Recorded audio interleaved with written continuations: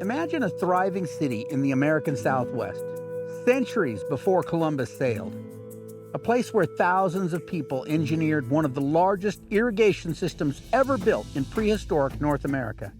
They grew crops in the desert, played intense ball games that would make modern sports look tame, and crafted stunning red-on-buff pottery that still dazzles today.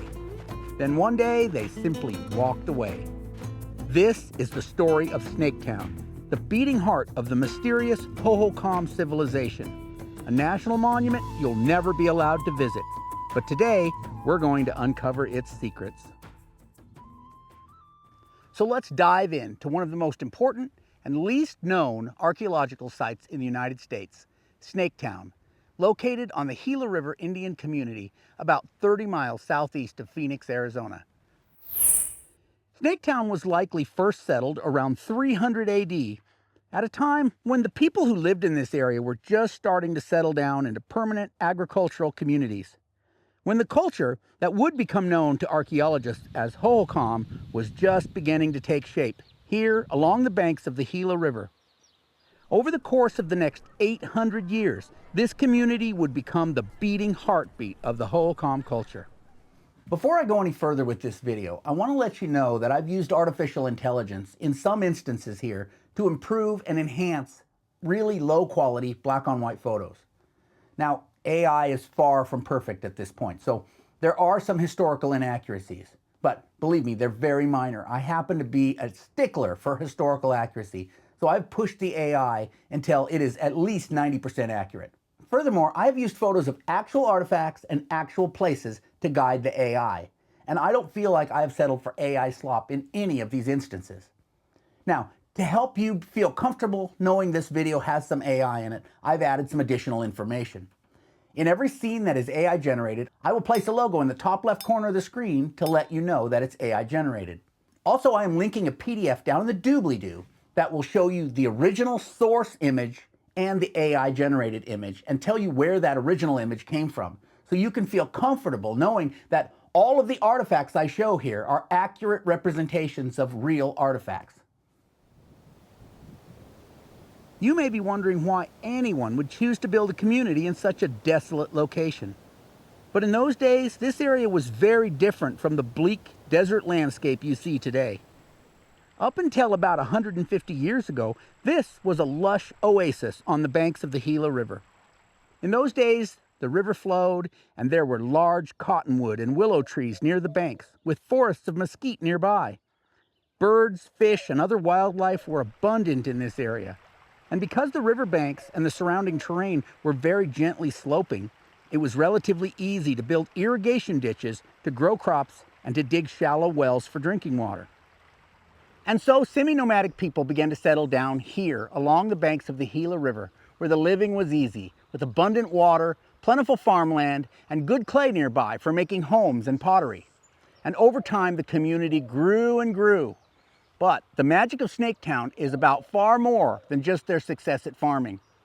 This village helped to define Hohokam culture, and they exported cultural items across a broad area of central Arizona. One of the things that defines Hohokam culture is their unique red-on-buff pottery.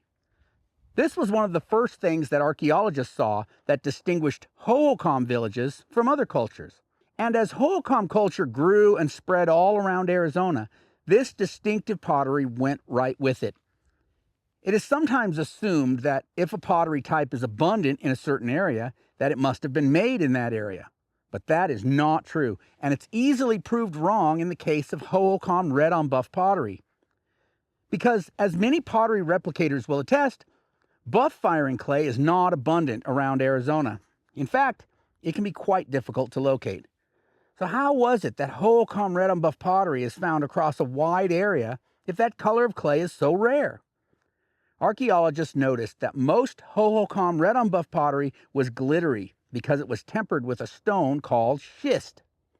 Further study shows that almost all of that schist temper in Hohokam buffware was of a particular type that came from one specific location, a hill called Gila Butte.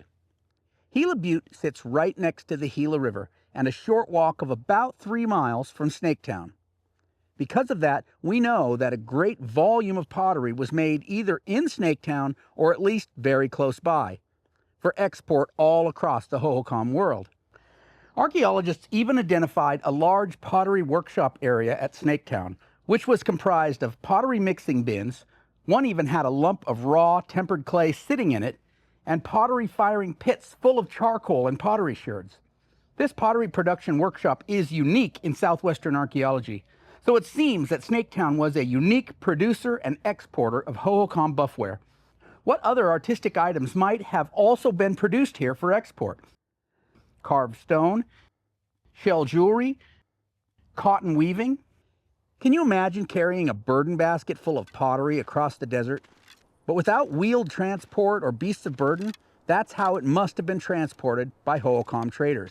In fact, the Hohokam must have held those traders in high esteem, as they immortalized those burden basket carrying traders on their pottery. The projectile points found at Hohokam sites from this time period are beautiful and elaborate. Were they used only for hunting, or were the Hohokam engaged in warfare with neighboring groups? We can't say for sure, but Snaketown and many other Hohokam settlements from this time period were constructed on flat ground without defensive walls, so it appears they weren't too worried about being attacked. Later on, in the Hohokam Classic period, this would change. But it seems that the centuries that Snaketown was inhabited were a fairly peaceful period. Over the course of many centuries, Snaketown continued to grow and thrive and serve as an important cultural center to the Hohokam. It was one of the largest and most important towns in the Hohokam world, a place that set trends that other villages imitated. Other contemporary Southwest cultural centers include the Membres Valley in southwestern New Mexico, where the Membres Mogollon famously made their black-on-white pottery that depicts humans and animals. Another cultural center that existed at the same time, is better known than Snaketown, but not more important, is Chaco Canyon in northwestern New Mexico. Chaco was a cultural center of early Puebloan culture between about 700 and 1150 AD. All three of these cultural centers, Snaketown, Chaco Canyon, and the Membres, thrived at the same time. Each had their own unique architecture and their own unique pottery styles. Although pottery is the most easily observed aspect of Hohokam culture today, there's much more to their culture than just pottery. They also had beautiful shell and turquoise jewelry, woven baskets and cotton fabrics, and no doubt there are many aspects of Hohokam culture we cannot see anymore. Things like music, dance, and stories that have been lost forever.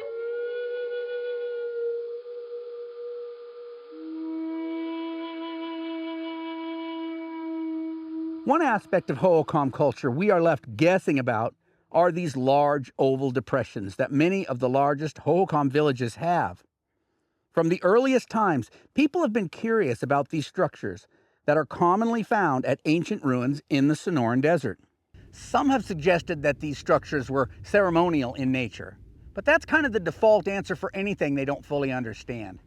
Some of the other suggestions for what these structures were include reservoir, well, threshing floor, corral, stock ponds, ceremonial chambers, and dance plazas. But Emil Howry, one of the archaeologists who was excavating Snaketown, was familiar with the cultures and archaeology of central Mexico, and he suggested that these oval Hohokam structures were ball courts used for playing the Mesoamerican ball game. The Mesoamerican ball game was an ancient team sport with religious significance, originating over 3,500 years ago, where players used hips, thighs, or shoulders to propel a heavy, solid rubber ball through high vertical stone rings. Played in eye-shaped courts, this ritual contest sometimes involved high stakes and violent outcomes. It was an important part of religious and social life in ancient Mexico. When Howry made this suggestion, some were skeptical, but he invited archaeologists working in Mexico who were familiar with ball courts and the game up to look at what he had at Snaketown, and they agreed with him. The Hohokam courts were quite different, but they did have several definite similarities, and a few rubber balls have been found in Hohokam ruins. Furthermore, some Hohokam figurines seem to depict players wearing typical ball game headgear.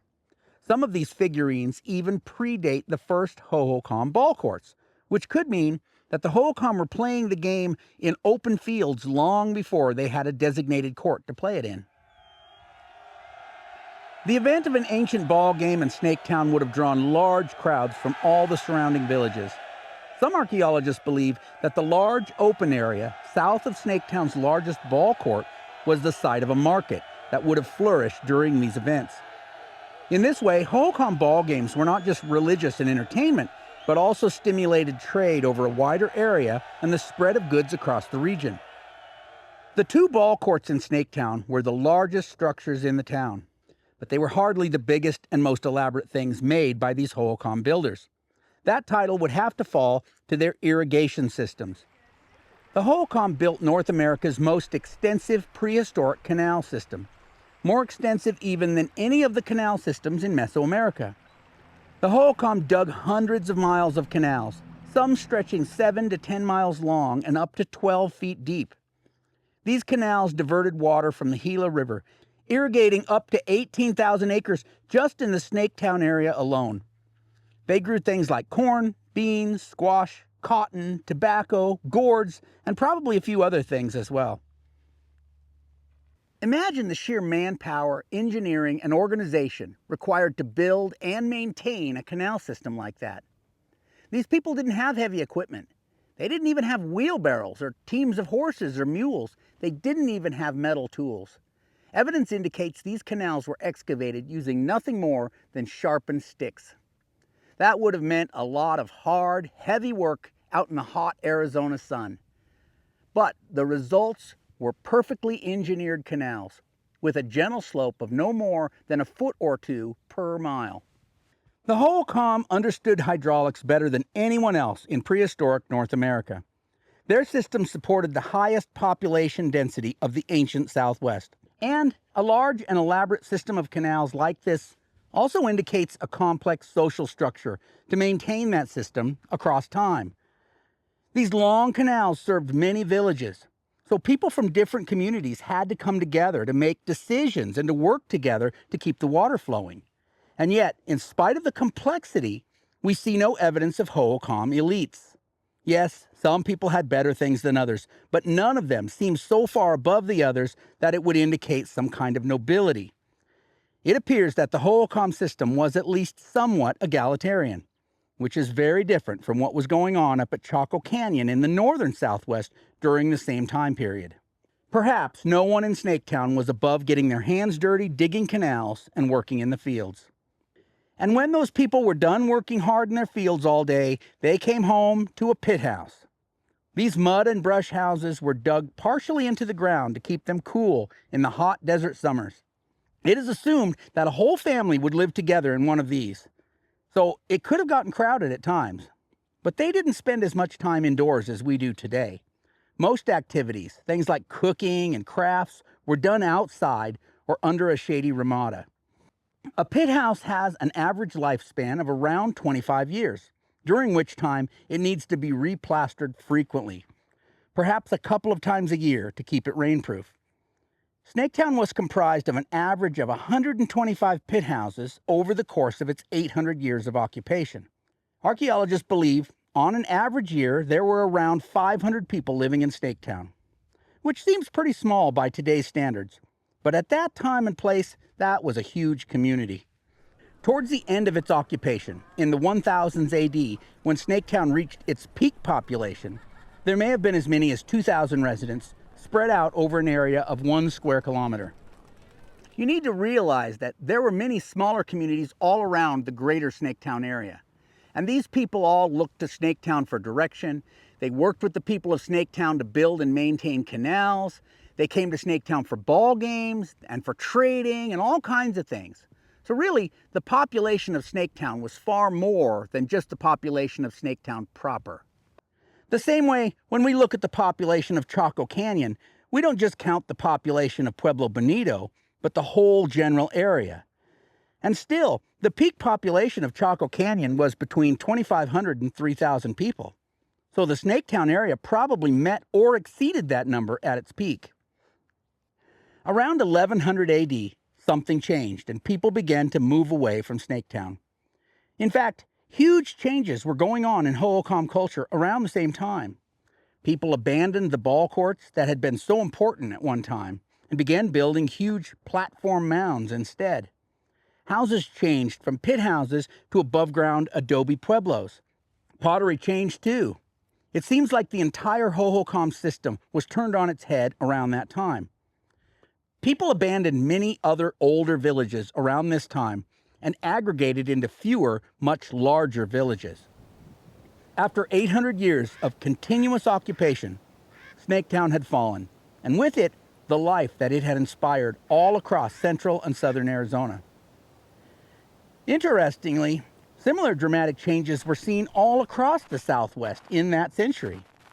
Hohokam was the first domino to fall, but it was hardly the last. The Members culture collapsed around 1140, and Chaco Canyon was abandoned around 1150. There are some things that archaeology has trouble seeing. Like I mentioned earlier, song and dance, ritual and tradition, and political change are sometimes elusive. And so we can't say for sure what caused all these great cultural centers to fall within one lifetime. Were these falls connected in some way? Archaeologists have looked at a number of factors that may have caused the Hohokam collapse. Warfare, disease, floods, drought, salt accumulation in farm fields. The truth is, we may never know what really caused it. But when looking at these big picture elements, I always fall back to the 3 rules laid down by Southwestern archaeologist and author Stephen Lexon. And those are: 1, everyone knew everything. 2, distances can be dealt with. And 3, and most important in this scenario, no coincidences. And with those rules in mind, I can't help but think there must be some connection between the Hohokam, Chaco, and Member systems all collapsing within a relatively short period of time. After Snaketown's abandonment, there were other Hohokam villages nearby that maintained the canals and continued farming the same fields until around 1400, when the Hohokam system finally collapsed totally and the whole area was left empty for a period of time. When the Spanish arrived in the area in 1692, the Pima, or Akimo A'odham, were living in the area. They're believed to be the descendants of the ancient Hohokam. This area was under Spanish rule for about 130 years. Then, in 1821, Mexico gained independence, and this area came under Mexican rule. It was ruled by Mexico for only about 27 years. In 1848, it became American land through the Treaty of Guadalupe Hidalgo at the end of the Mexican-American War. It was during these early years of U.S. rule that American farmers upstream began to take much of the water from the Gila River, leaving a reduced flow in the area around Snaketown. The Coolidge Dam, completed in 1930 across the Gila about 60 miles upstream from Snaketown, delivered the coup de grace to the Gila River in that area, completely eliminating all flow other than the occasional storm runoff. After more than 800 years of lying desolate in the Sonoran Desert, there wasn't much left to see of Snaketown by the 1930s. But because Snaketown had been continuously inhabited for over 800 years, and because the ancient Hohokam had the habit of piling their trash into large mounds, these large heaps of ancient garbage were still observable. Over the intervening centuries, rodents had moved in, finding these trash mounds loose and easy to dig burrows into. The abundant rodents in these mounds had attracted more than the usual number of snakes into the area, and hence the Pimas had named the area Snaketown. Archaeologist Harold Gladwin began the first professional exploration of Snaketown in 1934. He, along with his assistant Emil Howry, used the excavation of Snaketown and other similar ruins in the Gila Valley to first identify and define Hohokam culture. In 1964, Snaketown was made a National Historic Landmark in recognition of its importance as a major Hohokam community. In that same year, Emil Howry, then the director of the Arizona State Museum, returned to excavate Snaketown a second time to resolve debates about the Hohokam timeline and using new technologies that weren't available during the earlier excavations 30 years before. Then, in 1972, the U.S. Congress passed the following: "Be it enacted by the Senate and House of Representatives of the United States of America in Congress that in order to preserve and interpret for for the benefit and inspiration of the people, a site containing significant archaeological values, including the irrigation systems in the valleys of central Arizona, developed by the Hohokam and Pima Indians and their descendants. The Secretary of the Interior is authorized to establish the Hohokam Pima National Monument. Such monument shall comprise lands in the vicinity of and including the Snaketown archaeological site on the Gila River Indian Reservation, Arizona. And so today, Snaketown lies within a national monument, but nothing has ever been done to develop that monument.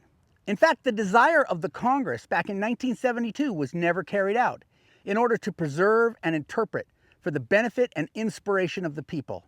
There's no interpretation going on there. There's no inspiration of the people, now over 50 years after the establishment of that monument. Thousands of people pass through the boundaries of this relatively unknown park every day as they travel along Interstate 10 south of Phoenix without even seeing so much as a sign telling them that this is a national monument. And at this point, it's unlikely there will ever be any interpretation or inspiration taking place here. Most of the thousands of artifacts excavated in the 1930s and the 1960s, over 1,000 whole pots, tools, jewelry, etc., now reside at the Hohokam Heritage Center, located on the reservation and managed by the tribe. The Hohokam story is a powerful lesson in human ingenuity and in the fragility of even the most advanced societies. Their canals still influence modern Arizona water projects, and their pottery continues to inspire artists.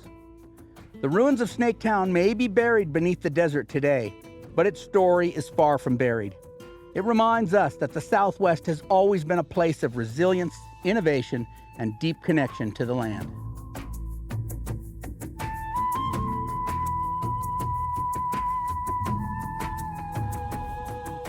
What do you think caused the collapse of the Hohokam system in 1100 and then again in 1400?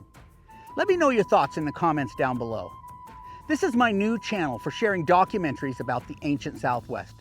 So do me a favor, if you like this kind of video, subscribe, smash the like button, and share this video with your friends. I've got more lost cities coming your way.